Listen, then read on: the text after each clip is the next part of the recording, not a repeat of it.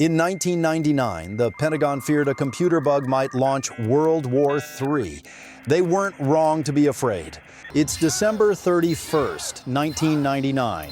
In Tokyo, a family watches the clock strike midnight. The fireworks launch, the crowd cheers, and then an ATM freezes, an airport monitor blanks, a subway halts. The year didn't just change, it broke. By the time New York hits midnight, something terrifying has already swept west from Asia. It's not war, it's not weather, it's code.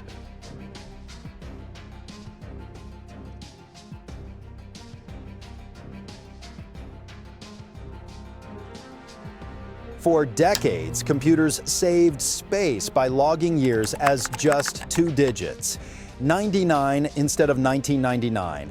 That shortcut worked fine until the year flipped to 00. Suddenly, systems thought it was 1900, not 2000.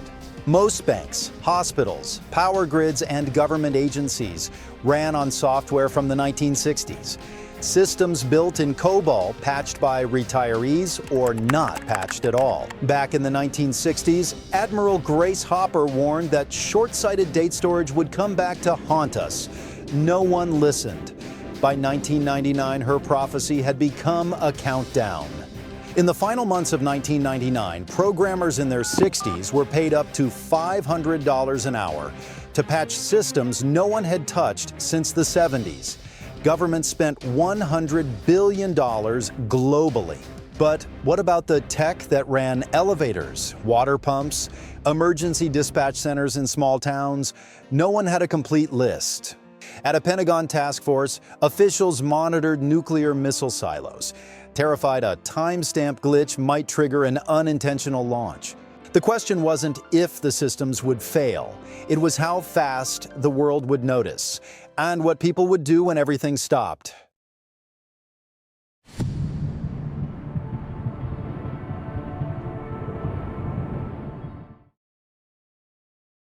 Midnight has passed, systems are crashing, but the world doesn't understand what's happening yet. In Times Square, the giant countdown monitor blinks all zeros and freezes. A sea of faces turns toward the silent screens. Confetti falls, but the billboards stay black. But Times Square is just the beginning. As the failure wave moves west, the pattern becomes undeniable. In Chicago, elevated trains stall mid-route. Auto timers reboot to 1900 and default to emergency shutdown. Flights already in the air can't receive updated coordinates. One pilot over the Pacific reports the sky is clear, but there's no voice on the other end of the radio. A woman in Arizona calls 911 and hears nothing. The line clicks. Silence. This isn't random system failures. It's something far more systematic. In Moscow, independent broadcast towers go down, but state-run ones stay online. Some journalists whisper that the Y2K crisis was patched selectively, not failed, filtered. Then the communication backbone of civilization snaps. One by one, global systems collapse, DNS lookups revert, encryption keys break, routing tables fail to resolve. For the first time in decades, continents lose the ability to talk to each other. In Detroit, gas stations shut down, pumps freeze. You can't pay anyway, credit card systems are out. A Canadian bank unknowingly wipes out 4 million accounts, resetting them to zero due to a bad date string. On Wall Street, trading doesn't begin. The markets can't open because timestamps don't match system clocks. By hour 48, the terrifying reality sets in. This isn't temporary. The machines didn't burn, they didn't scream, they just stopped listening. And when people can't call for help, can't buy food, can't reach anyone beyond shouting distance, they don't wait for experts to fix it. They build something completely different, something the world has never seen before. But what they create will force humanity to choose between the future they lost and a past they never expected to want back.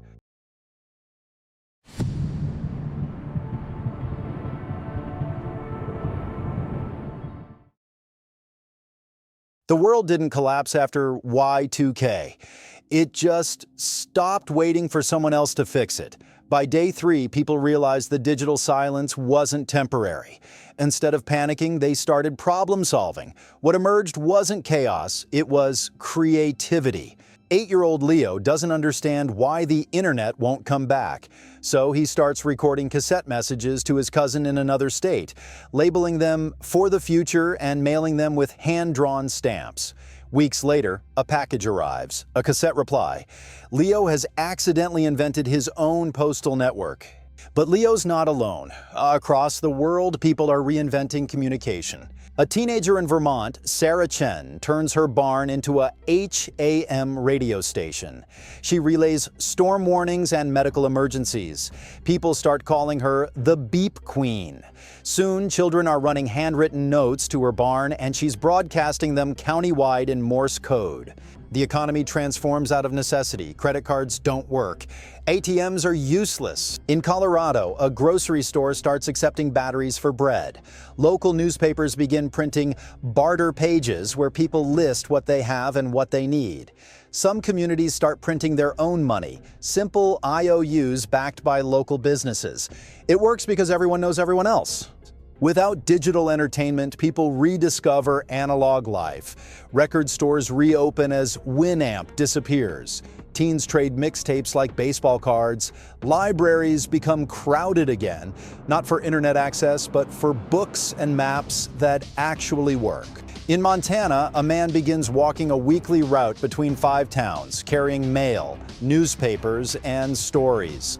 People call him the Postman Priest. He reads news aloud in bars and town squares. Children follow him between towns just to hear what's happening in the next county over. Meanwhile, tech giants scramble. Amazon closes its website and returns to printing catalogs. Microsoft starts manufacturing typewriters. Apple lays off thousands as demand for computers evaporates. 3 months pass, then 6. Engineers can't synchronize the systems. Each attempt to bring networks back online fails as computers reject each other's timestamps. But something unexpected happens. People stop asking when it will be fixed. The divide becomes clear: those who've adapted to analog life and those who desperately need the digital world to return. And this tension is about to determine which world survives.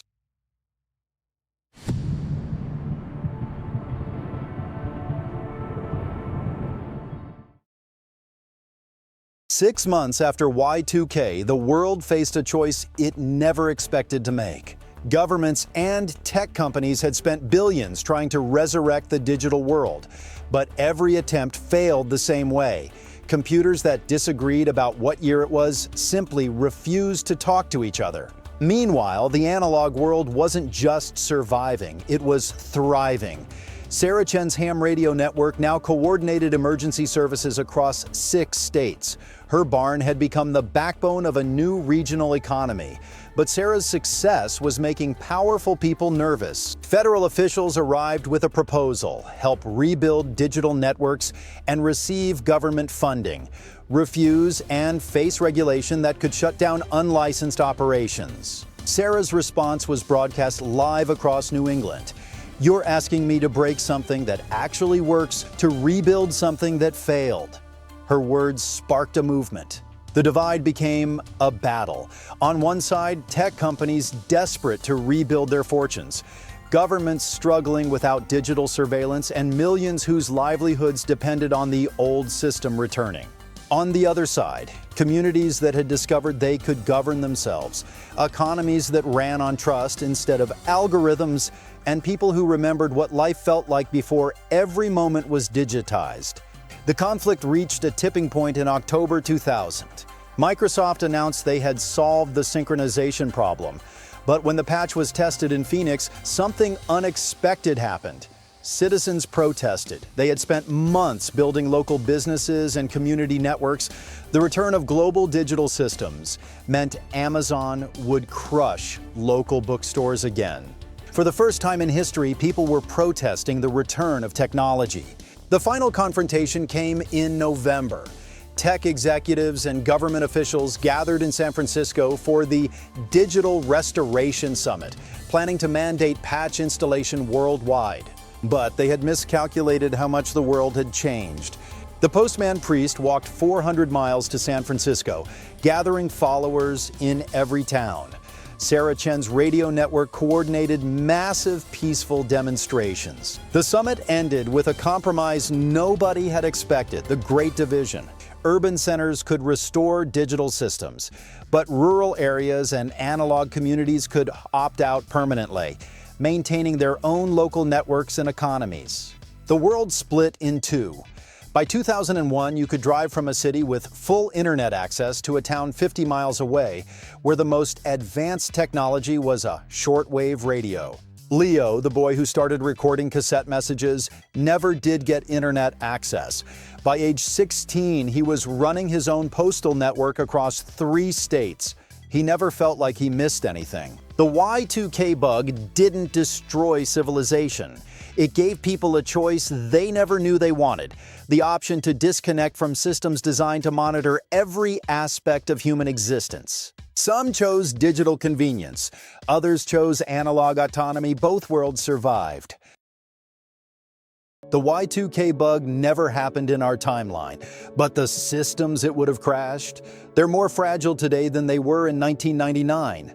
Our entire civilization now runs on code that's even more interconnected and vulnerable. Solar flares, cyber attacks, or a single corrupted update could create the same cascade we just explored. So here's the question: if you had to choose right now between keeping your smartphone or learning to live without it, which would you pick? Because someday that choice might not be optional. What skills would you need to survive if the digital world disappeared tomorrow? Share your thoughts in the comments and let me know if you think the analog communities made the right choice. If stories like this make you question the world we've built, you need to subscribe. We're diving deep into the alternate histories that could still become our reality. Hit that notification bell, because next week we're exploring what happens when artificial intelligence doesn't just get smarter. It gets curious about what it means to be human. Don't wait for the future to surprise you. Subscribe now and stay ahead of the timelines that could reshape everything.